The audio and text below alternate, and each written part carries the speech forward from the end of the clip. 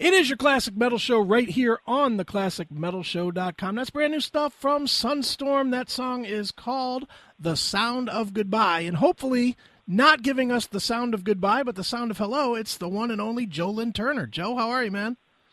Very good, Chris. Thank you. Hope you're well. Absolutely, man. Well, I'm better now that I've heard this Sunstorm record, man. Very, very cool record.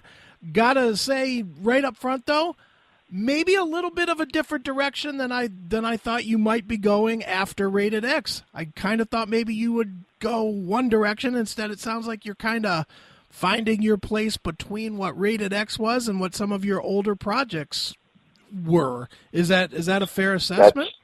That's a very good assessment, I think. I think you hit it right on the head. What we intended to do on this one was to make it a bit harder and heavier. Rated X was sort of going there at the same time, but melodic. So I guess it would be sort of heavy, hard, and melodic at the same time. I think we achieved that. I think the record came out great, and we're all very proud of it. So there were really some hardcore tracks on this one. And I think people will like this Sunstorm. Well, the ones that really like, hardcore music or hard rock will like this one even better. Sure. Now, Joe... Sound of Goodbye wasn't exactly the hardest of the songs. No, not at all. But, Sure. Well, Joe, let me ask you, because you are one that has done a lot of projects, but they're all kind of you. Obviously you've been in some of the biggest bands in the world, but I'm talking more since after Yngwie. I'll draw the line, which I know is not exactly correct, but you've had stuff under your own name and under Sunstorm and under Rated X, and of course there's the HTP stuff as well. But they all kind of revolve around you, and I've always been curious for you why you haven't more or less done the Dave Mustaine approach, where you keep everything under one umbrella, but you do different things with that umbrella. Well, I don't know. I'm not sure about the umbrella analogy, but at the same time, let's not forget Mother's Army, because That's a very, very underrated band and incredible project. But, to me, it's a matter of just expressing yourself in different ways. So, people will say to me, well, it's not a band, and I'll say it's a project. And I'll say, well, what's wrong with a project as long as the music is exceptional? I would hope that the fans really enjoy new, exceptional music. So why you have to have a band with a patch on your denim jacket or something? Actually, Sunstorm does have a logo, and you can make a patch out of that. So it's a ongoing project that has a lot of integrity. Sure, certainly is. Now with Sunstorm, you've reunited sort of with Alessandro as far as writing and performing. Right. What is it about working with him that you find to be such an easy chemistry for you to work with? If you do even find it easy, it might be creative tension which makes you better. I don't know, but I guess that's where my question lies: is what is it about working with him that works for you so well?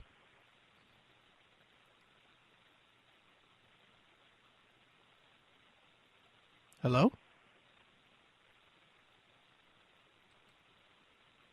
Hello? Hello, I'm here. Oh. Don't ask me today. Everything is crazy around here. My phone keeps dropping out, so if it drops out, I'll call you back. Okay. However, we're talking about Alessandro and my relationship. I think through the Rated X record, we really got to know each other. We've met in Italy and talked things down before Rated X, but when we were doing the record, there was a lot of back and forth, and not all of it good, meaning that we had some knockdown, drag-out, arguments and things like that. But in the end, we really came together and sort of see things the same way. So on this particular disc, we said, look, this is the way we're going to go with it. This is how we want it produced. This is how we want it to sound and mixed, and the vocals real hard and dry, and, not too much backgrounds, and this, that, the other thing, a much harder record. And we absolutely came on point with this. So the relationship grew into a very positive, efficient type of thing where we can knock this stuff off now. We know each other better. Sure. Now, for you working not only with Alessandro but with the entire band or group of guys that make up this release. How much of it is you having the bigger input versus them versus all of you collectively working to develop songs and music? Well, first, I can't say enough good and greatness about this band. I am absolutely shocked at the musicianship. These guys are top professionals. They're all from Italy. I think Simone is a guitar hero, not to mention that each one of them in their own right is incredible. But this guy is just a wizard. The fact of the matter is in talking to them, especially Simone, he said, look, I really want to play your style. I checked out everything you did, and I wanted to sort of dive into that, put a little of myself in it, but also play for the record. And, his heart and soul is the way he put it. He gave everything he could, and he studied, what he should do and what he shouldn't do, because he's a very amazing, versatile guitar player.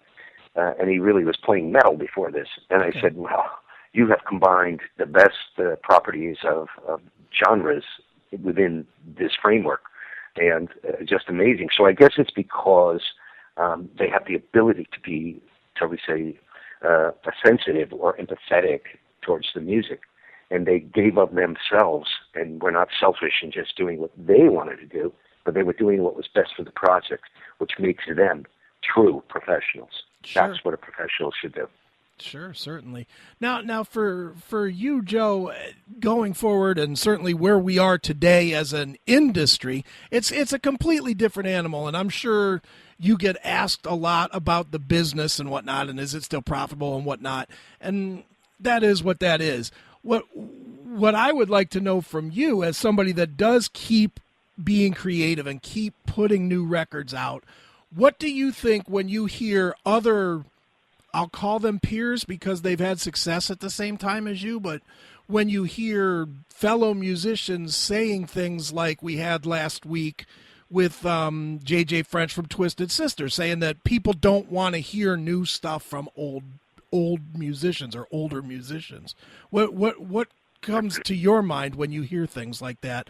Not necessarily from fans, but from guys in the industry. Well, I've heard that twice on these interviews so far today about JJ saying that. And I always refer back to, Joe Perry said the same thing. He said, what's the point in Harrison's making a new album and all the people want to hear are the hits? And JJ Twisted is absolutely right about a lot of it, and so is Perry, because that is true. Now, whether or not people want to hear new music from the older artists is conjecture. I guess you can argue both points. However, to me, I think that it's difficult to get new stuff out there and people to listen to it because we don't have the radio play we used to have. We don't have the promotion budgets we used to have. It's interesting to me that this Sunstorm started to chart in Europe, and that's exactly what you need. You need these records to chart. And making this long story short, that's what we need. We need support, and we need airplay. And the radio is gone. Nobody in radio, it's all computerized, as you know, and you have the P1 stations, and then nobody plays new stuff. Very, very rarely. We had a guy down from iHeartRadio, which is a big conglomerate out in South Carolina, who was really trying to single-handedly break Rated X. He loved the album. He was pushing the hell out of it. He had so many listeners coming up, loving it. The phones were lighting up, and yet it just couldn't get over the hump. Enough for his corporate masters to give him the go-ahead. We did interviews, we did everything. So it is so difficult today. So when JJ makes a comment like that, or Perry makes a comment like that, I understand perfectly what they mean. Because no matter what kind of new music you put out, you're still going to get people screaming Stone Cold, I Surrender, Can't Happen Here, all of these particular favorites from the past. So it's kind of difficult. But I think this album is breaking ground only because it's timely, it has the right sound, it has the right edge, it can cross over. It's a bit harder, and yet it's still melodic. So we got two sides of the fence working here on this record, and I'm hoping that people are starting to get it. Sure. And I'd love to go out and play this music live. Sure. Sure. And the one thing that I think personally is the coolest thing about Sunstorm versus some of your other stuff is, I don't want to say unfocused because that's not what I'm trying to say, but I personally like the fact that you cover probably the widest array of musicality that you ever have on a release. I mean, you can, like you said, there are heavy songs on this record, but then there's stuff like Angel Eyes and even more the acoustic version of it that are so widely different that you really get almost a full spectrum of what you have always provided just over various projects. Well, thank you. That's a big compliment, saying pretty much that it's encompassing who I am. And, that's, you're right, a bit hard, a bit heavy, a bit ballads, a bit more melodic. You're right. And I think we hit the nail on the head with this CD. It's one of those CDs that I have to honestly say I can listen to over and over again. Some of the things I've done are always integrious, but I don't like as much as others. And this one I like all the way through. And that's an astute point you're making there, that it has so many different varieties of colors and sounds. And I think that's what makes a great record. At least it did in the past. Right. I'm sick of some of these bands coming out and it's just one thing all the way through. Every time you put the so-called, you don't put a needle down anymore, right, but you put the clicker down on the song and bam, it comes up and it sounds like the song before it. Yeah. And it's just like, wow, this is just going nowhere. And you lose interest in the band. Mm-hmm. Right? Nope. And I think there's too many bands out there like that. It's funny you bring that up because literally I was listening to the new Volbeat record today, and I'm not picking on them. I like them, but literally you cannot tell the difference between today's album and 3 years ago's album. It's the same record, and it's like, whoa, stop it. Yeah, they're rehashing the same thing. Yeah, and there's no movement on it. You know why? Because they figure, well, that worked. Let's go back to that. I was listening to one of my favorite artists, and she's even trying to jump on the bandwagon, and it doesn't suit her. She should have stayed true to herself and not try to commercially jump on the trend, shall we say, of, these heavy guitars and these lack of melody and things like that. And these corporate people, they convince them that this is the right thing to do. Sure. Let's sell some records. Let's be like everyone else, very homogenous. Mm-hmm. No, you're right. That's death for an artist. Mm-hmm. Totally is. Joe, let me ask you one tough one that I'm sure you're sick of hearing about, but I'm not going to go to the same point. But you've been very vocal about Ritchie Blackmore coming back and doing his rainbow. It's not rainbow, but whatever he's calling it, and I don't want to rehash that part of it. I'm just curious for you, the fact that you're so vocal about it. Is the reason that you're vocal about it because you're almost hurt, as I don't know what word to use, but feelings more hurt that he would go with somebody new instead of either you or Graham to really give the fans, what they truly want? Well, I think that's why. I'm not hurt. I'm PO'd because I worked over a year talking to the management about an authentic Rainbow reunion that required us to do everything from Dio, Bonnet, Turner stuff, and to give the fans a real exclusive extravaganza about Rainbow. There's many people who have never seen Rainbow, but because they were either too young or something, but have grown up on the music, their father's music or whatever, and they want to see Rainbow, and they're not going to see Rainbow now. So I'm not hurt. I'm PO'd at the fact that I took it to the nth degree, trying to make these deals, and had everybody on board from Live Nation and UMG and Rockstar Media and all this kind of stuff.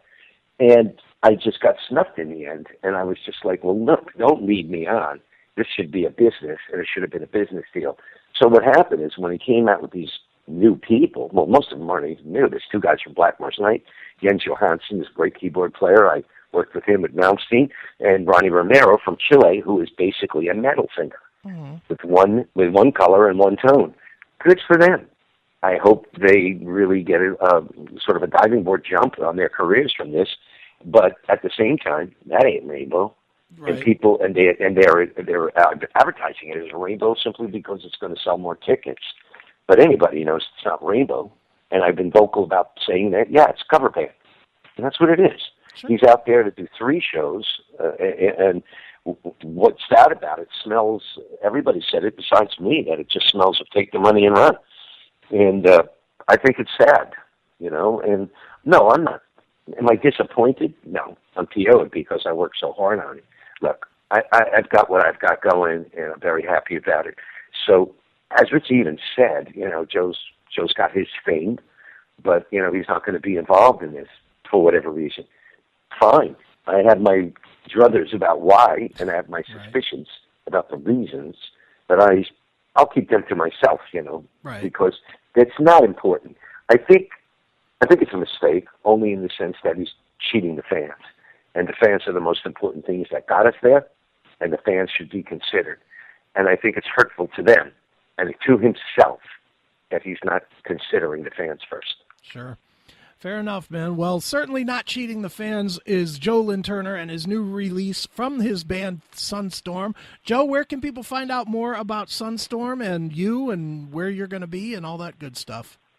Well, we're still working on, JoeLynnTurner.com, and you can look on the Frontiers websites and Facebook, everywhere. We've got everything going, all the social media. There's full tour dates out there, et cetera, et cetera. But at the same time, Sunstorm, we're trying to get something together so that we can possibly play some dates with these musicians. And so far, we're hitting a dead end with Frontiers. It's a shame that the record companies do not support tours anymore. And when I say support, I mean, just give that extra buck so that you can just get over the hump and make it to the next town. Because there's not a lot of money out there today, especially for this type of stuff. I mean, we're not playing stadiums. And at the same time, what we're looking for is to bring out 4 records of great music, take the best of the 4, and put it out there in front of people. And I think it would be a very great musical experience. So, art is kind of dying in the sense of that because artistically, it's more about the commerciality and what the trends are selling. And that's the shame about this whole industry. Is that they're homogenizing it, and the people are the ones, in the end, who really lose. Right. Nope. I agree fully. Well, Joe, let's not let our fans lose here. Let's wrap this one up with a song from the new Sunstorm. What would you like us to play, and maybe tell us a quick story about it? Well, I think you should play Edge of Tomorrow, since it's very socio-political in its content lyrically, and also I would urge people to watch the video. The video is extremely incredible. It's like videos from the past where it's absolutely majestic and beautiful. We went to Vikos Canyon, the deepest canyon on Earth in Greece to shoot this, and I think people will be very impressed with the scene and what we're trying to prove here about freedom. And we're trying to say this message is about what's happening today. About the lies of all the governments and the socio-political situation, the environment, etc., and what's happening. So it's a very important song. So check The Edge of Tomorrow, check the video. You can always find the video, just YouTube it up, and it's right there for you. And then after that, start digging into the album like Heart of the Storm and other heavy cuts, because I think your audience would really love it. Very cool. Well, let's play both of them. Let's play Edge of Tomorrow first, and then we'll lead in with Heart of the Storm right after it. How's that? Sounds cool, man. I can't appreciate you more, Chris. Thank you so much. Not a problem, man. Well, check it out. This is Sunstorm right here on your Classic Metal Show.